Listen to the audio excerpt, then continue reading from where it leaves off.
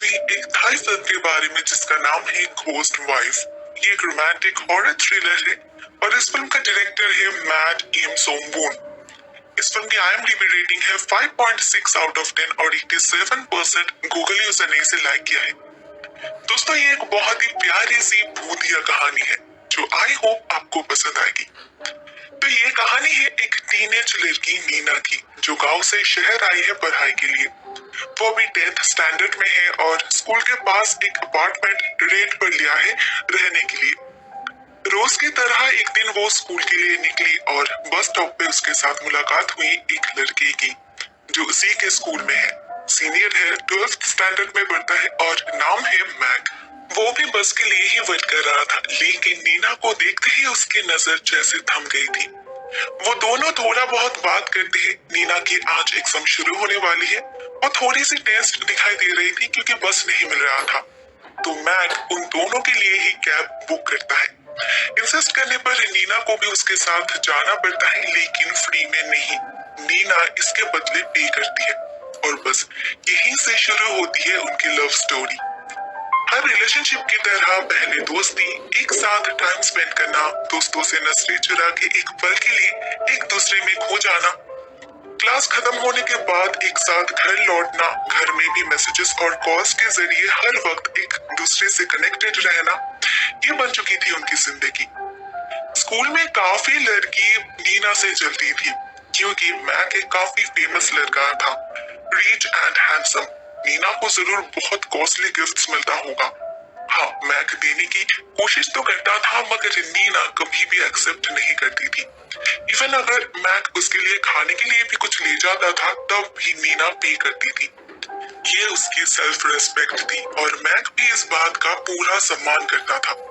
लेकिन अपने गर्लफ्रेंड को वो कुछ तो देना चाहता था, इसीलिए वो डिसाइड करता है वो नीना को स्टडी में हेल्प करेगा क्योंकि नीना की फाइनल एग्जाम बस शुरू ही होने वाली है। तो एक दिन वो अपना सारा नोट्स लेकर नीना के बिल्डिंग के नीचे पहुंच जाता है। नीना तो बहुत खुश हो जाती है क्योंकि सच में उसे एक ट्यूटर की जरूरत थी। लेकिन इस बिल्डिंग के लोग उनके बारे में कुछ ज्यादा ही क्यूरियस थे।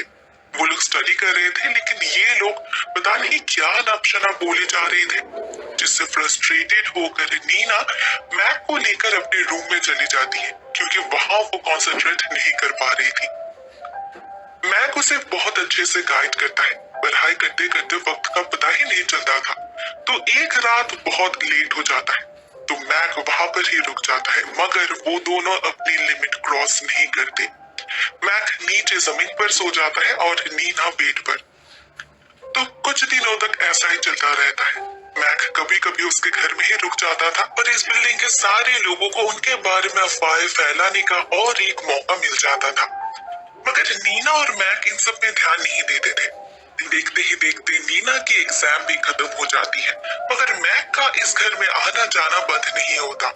और ऐसे ही एक दिन वो दोनों करीब आ जाते हैं, बहुत बहुत करीब। नीना को थोड़ा सा खराब तो लगता है, बट मैक उसे समझाता है उन्होंने कोई पाप नहीं किया। वो उससे प्यार करता है और कभी भी किसी भी कीमत पर वो उसका हाथ नहीं छोड़ने वाला। और प्यार करना कोई गुनाह तो नहीं। लेकिन शायद दुनिया के नजरों में वो लोग बहुत पहले ही गुनहगार बन चुके थे। पूरे मोहल्ले और स्कूल में उनकी बात फैल गई थी और एक दिन नीना जब क्लास में थी उसे ऑफिस में बुलाया गया। वहां पर मैक ऑलरेडी प्रेजेंट था और उसकी मॉम भी। किसी तरह से उन्हें भी इस रिलेशनशिप के बारे में पता चल गया था। एंड जस्ट बिकॉज नीना की फैमिली बैकग्राउंड इम्प्रेसिव नहीं थी, उसके फैमिली का स्टेटस मैक के फैमिली से मैच नहीं करता था, उन्हें लगने लगा ये चुड़ैल उनके बेटे को सिर्फ पैसों के लिए फंसा रही है, जो कि बिल्कुल भी सच नहीं है। नीना उनके बेटे से सच में प्यार करती थी। मैक को ये बात पता था तो वो नीना की ही साइड लेता है। नीना के मॉम को भी इन्फॉर्म किया गया था तो वो भी गांव से आ चुकी थी। वो मैक की माँ की तरह रूड नहीं थी, उसे अपने बेटी के फीलिंग्स के बारे में भली भांति पता है। वो अपनी बेटी को समझती है, मगर फिर भी वो नीना को मैक से ब्रेकअप करने की सलाह देती है क्योंकि इसी में सभी की भलाई है। लेकिन ना नीना मैक से दूर रह सकती थी ना मैक, तो वो दोनों ही चोरी छुपे अपनी रिलेशनशिप कंटिन्यू करते हैं। कुछ दिन और बीत गए ऐसे ही। मैक के मॉम को जब पता चला ये लोग अभी तक रिलेशनशिप में ही हैं, तो उन्होंने एक नया प्लान बनाया। वो मैक को अपने बहन के पास बाहर भेज दिया। अभी से मैक वहां पर ही रहेगा, अपना हायर स्टडीज कंप्लीट करेगा। मैक इसमें कुछ भी नहीं कर सकता था। वो निकल जाता है, लेकिन जाने से पहले नीना को प्रॉमिस करता है कुछ भी हो जाए वो ये रिश्ता कभी भी नहीं तोड़ेगा। उसके जाने के बाद नीना की जिंदगी जैसे रुक गई थी। वो बिल्कुल अकेली पड़ चुकी थी। मगर सबसे बड़ा झटका तो उसे कुछ दिन बाद मिलता है, जब उसे पता चलता है कि वो प्रेग्नेंट है।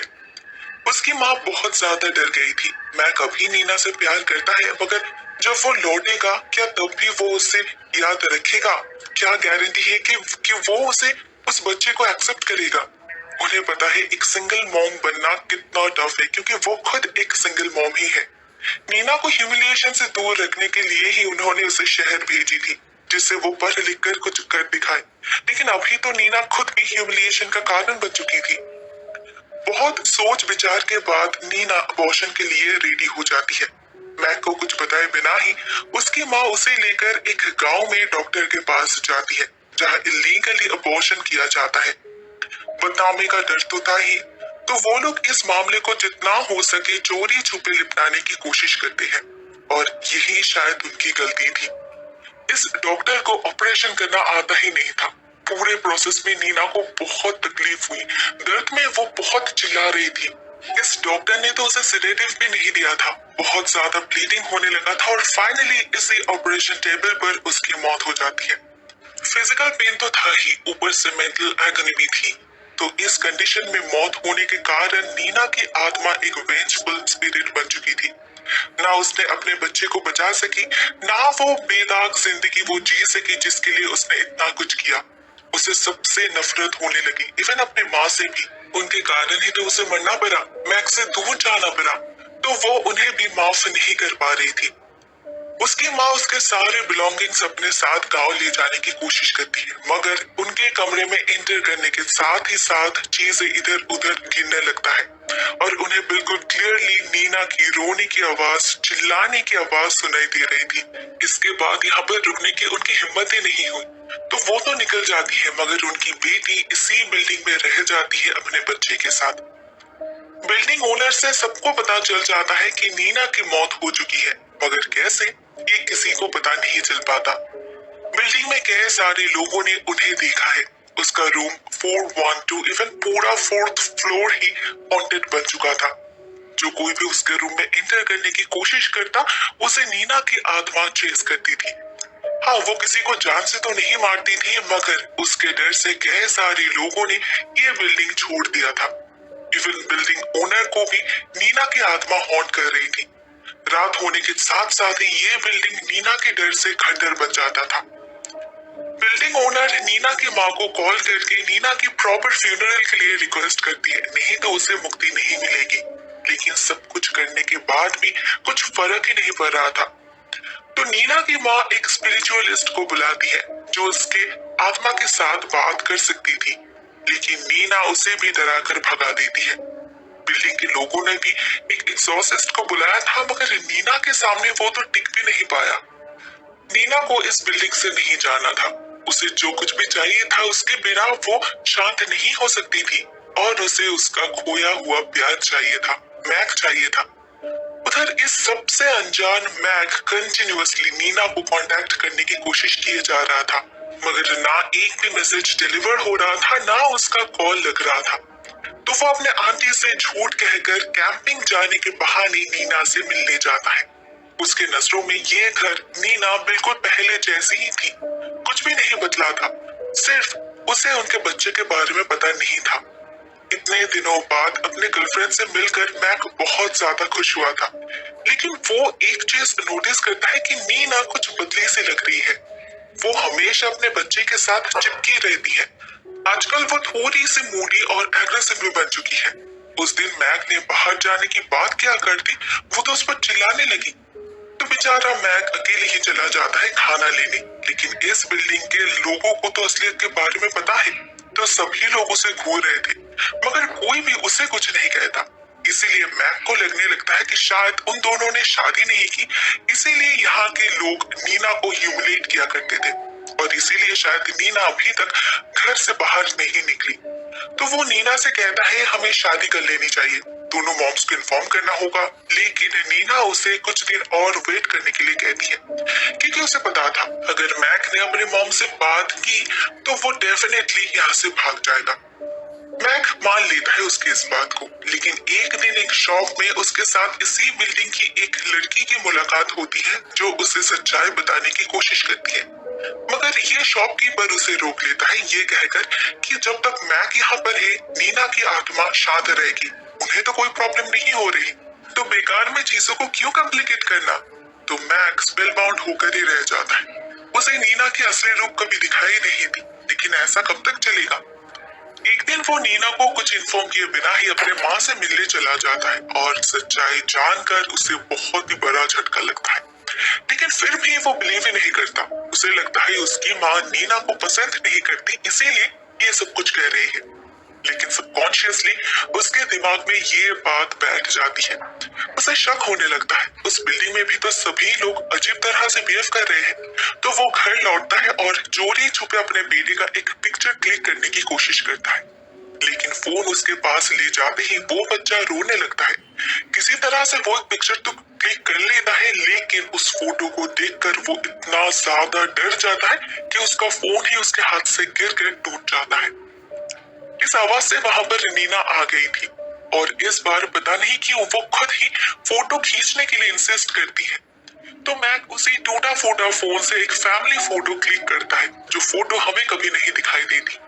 हमें जो दिखता है वो है उनका प्यार, जो दिन में दिन बढ़ता ही जा रहा था। वो लोग बिल्कुल एक फैमिली की तरह रहने लगे थे और समहाउ मैक के दिल और दिमाग से वो शक भी डिलीट हो चुका था।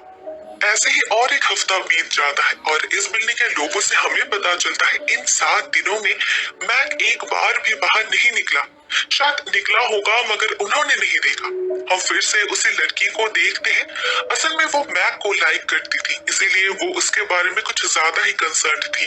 तो वो डिसाइड करती है वो कल ही मैक को सच्चाई बता देगी। अपने भलाई के लिए एक इनोसेंट लड़के को एक भूत के साथ रहने देना उचित तो नहीं है। सभी उसे रोकने की, चुप करवाने की कोशिश करते हैं, मगर वो ये कहकर वहां से निकल जाती है कि आत्माओं का कोई हक नहीं बनता इंसानों के साथ रहने का। वो तो नाराजगी में ये कह देती है, मगर नीना की आत्मा को ये बात पसंद नहीं आती। वो उसे चेस करती है और रात भर परेशान भी करती है। ये लड़की इतना ज्यादा डर गई थी कि वो नेक्स्ट डे ही एक मीटिंग अरेंज करती है। उस मीटिंग में ये डिसाइड होता है कि एक बहुत ही फेमस बुद्धिस्ट मॉन्क से वो लोग मिलने जाएंगे। अभी बस एक यही उपाय है इस बिल्डिंग और मैक को बचाने का। लेकिन इतने दिनों में एक बार भी मैक को उसके माँ ने कॉल क्यों नहीं किया। एनीवेज नेक्स्ट डे ही ये लड़की इस बिल्डिंग के ओनर के साथ निकल पड़ती है। वो साधु एक जाने माने एग्जॉर्सिस्ट भी है जो इविल स्पिरिट्स को वश में कर सकते हैं, लेकिन वो अभी सिर्फ पोसेस्ड विक्टिम्स को ही ट्रीट कर रहे हैं।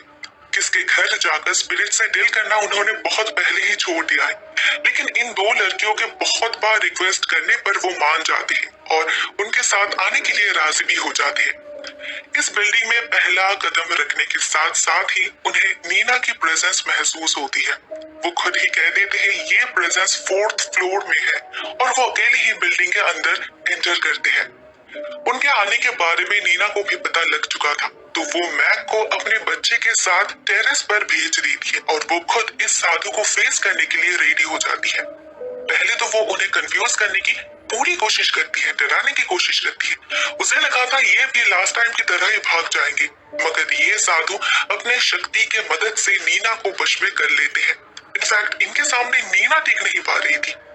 वो उसके आत्मा को बांधने लगते हैं और तभी वहां पर मैक आ जाता है और जब वो देखता है ये साधु नीना को टॉर्चर कर रहे हैं तो वो प्रोटेस्ट करता है, मगर उसे भी अंदर ही अंदर कहीं ना कहीं सच्चाई पता था। ये साधु उसे अपनी आंखें बंद करके मंत्र पढ़ने के लिए कहता है जिससे वो नीना के स्पेल से बाहर निकल सके और रियलिटी को फेस कर सके।